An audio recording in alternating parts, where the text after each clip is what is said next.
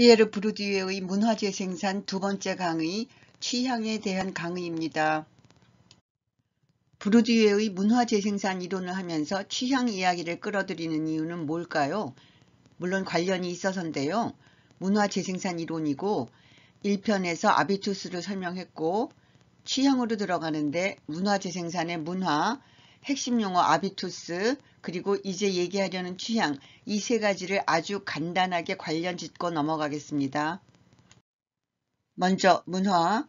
부르디유는 문화라는 용어를 문학, 과학, 종교, 예술, 언어 등 모든 상징체계를 포함하는 아주 포괄적인 의미로 사용합니다.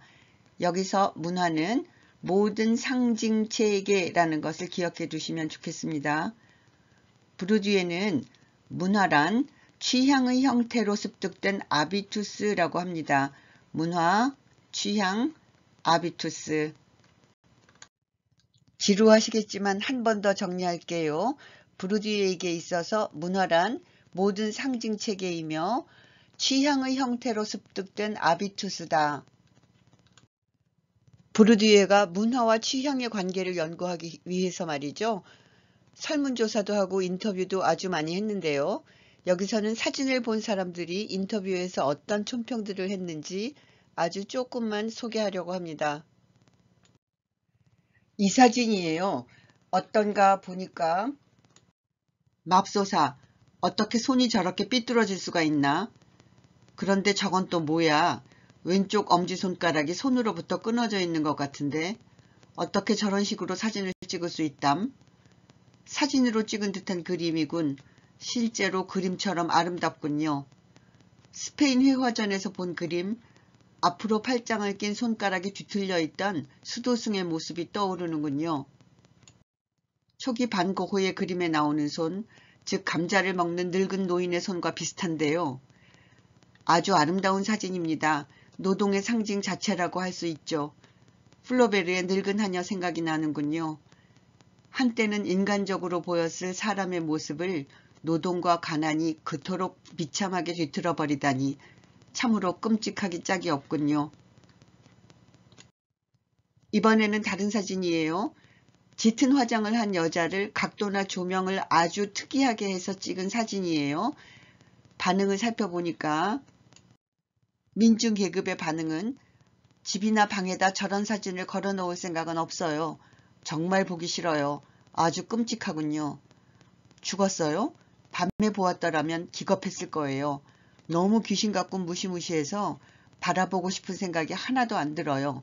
이런 반응들이 있었습니다. 같은 사진에 대한 중간 계급의 반응은 얼굴 표정이나 사진을 찍는 각도가 괴물 같은 인상을 주는데 이 사진은 아래서 위를 쳐다본 각도에서 찍은 것 같군요. 또는 인물이 아주 환상적이군요. 아주 기괴하게 보여요. 드레이어의 영화에 나오는 인물 또는 베르히만 영화 중 위급한 지경에 처한 한 사람 또는 에이젠 슈제인의 이반 뇌제에 나오는 사람 같아요. 아주 마음에 듭니다. 읽기도 힘드네요. 아무튼 이런 것도 있었다고 합니다. 아주 광범위한 조사들 중에서 사진에 대한 설문 두 가지만 소개해 본 것입니다. 조사 연구 결과 설문에 대한 반응은 계급에 따라 차이가 있었습니다. 어떤 차이가 있었는지 간단히 줄여보면 하층 계급의 취향은 사진이나 그림이 전달하려는 내용이 분명한 경우에만 미학적 쾌감을 느끼며 그렇지 않은 경우에는 도대체 무슨 얘기를 하려는 거야? 이런 사진을 찍는 의도가 뭐야? 이런 것을 알 수 없기 때문에 사진으로 찍을 가치가 없다고 느낀다는 거였어요. 그러니까 무엇을 의미하는지 이해할 수가 없다는 식의 반응을 보이는 거죠. 그런데 사회적 위계의 상층으로 올라갈수록 반응은 하층 계급과 달랐습니다. 앞에서 고흐의 그림, 플로베르, 노동이 어떠니, 사진을 찍는 각도가 어떠니, 베르히만 등등 이런 얘기에서 알 수 있듯이 사회적 위계의 상층으로 올라갈수록 촌평은 점점 추상적이 되고 기법, 작가, 특정 유파에 대한 언급이 많아졌다고 합니다. 여러 계층의 촌평들이 나왔는데요. 보통 어떤 계급의 취향이 더 정통적이고 고급이라고 받아들여질까요? 그렇죠. 중상류 계급이 더 예술에 대해서 안목이 높다고 생각되고 취향이 더 고급스럽다고 생각되지 않나요? 높은 안목, 고급스러운 취향, 이런 표현들이 나오는데요. 이런 표현에 무슨 뜻이 들어있나요? 높지 않은 안목이 있고 고급스럽지 않은 취향이 있다는 뜻이 들어있습니다. 다시 말하면 어떤 것이 더 우월해 보이고 어떤 것은 상대적으로 열등해 보이고 우열, 위계가 들어있어요. 그러면 그렇게 가르는 기준은 뭐냐? 그 기준이라는 것이 보편적이냐? 이런 질문을 던져야 하겠죠. 미, 취향, 예술, 더 포괄적으로는 문화에 대한 보편적인 기준이 있는가 없는가 이견이 분분하지만 말이죠. 여기서 다 얘기할 수는 없고요. 사실 제가 다 알지도 못해요. 그래서 간단하게 부르디유의 입장만 소개하면 부르디유는 문화적 상대주의의 입장을 취합니다. 무슨 말이냐? 문화에는 절대적 보편적 가치가 존재하지 않는다. 즉 상대적이다. 그 상대적인 가치 기준은 시간과 공간에 따라 달라진다. 그러면 시간과 공간에 따라 달라지는 가치 기준은 어떻게 정해지냐? 상대적 가치 기준은 계급적 성격에 의해서 결정된다는 것이 부르디유의 입장입니다.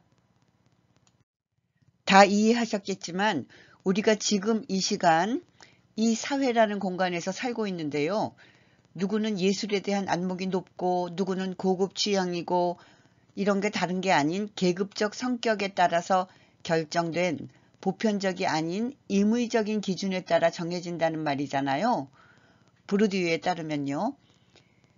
저는 평소에 제 취향이 별로 고급스럽지 않다고 생각하고 있었어요. 그래서 다른 사람들과 대화할 때 예술, 취향 이런 얘기가 나오면 좀 주눅이 들었었는데요. 가치 기준이 계급적 성격에 의해서 결정된다고 하니 기분이 더 별로네요. 문화적 상대주의 입장에서 볼 때요. 이 사회에서 고급 안목이다, 고급 취향이라고 부르는 것은 태어날 때 가지고 태어난 것은 아닌 게 분명합니다. 도대체 그런 것들을 어디에서 얻을 수 있을까요? 태어나서 가정에서 먼저 습득하고 그 다음에 학교에서 공부하면서 강화됩니다. 그렇다면 학교에서 배우는 것이라면 교육 수준이 높아질수록 예술에 대한 해독 능력, 필요한 지식, 취향이 높아지겠죠. 예술에 대한 취향, 그림이나 음악뿐만이 아니라 어떤 음식을 즐겨 먹냐, 가구를 살 때 어떤 스타일의 가구를 선택하냐, 패션 감각 같은 것에도 모두 해당되는데요. 지금까지 얘기한 것을 다르게 표현해 보면 예술에 대한 취향이 계급을 구분하는 중요한 기준이 될 수도 있다. 제가 자꾸 비슷한 말을 여러 번 하는 이유는요. 여러분이 강의를 들으시면서 계속 문화와 계급을 연결 지으시라고 하는 의도에서 그렇게 하고 있습니다. 두 번째 강의 취향은 여기까지이고요. 세 번째 강의는 부르디유의 자본 분류와 문화 자본입니다. 감사합니다.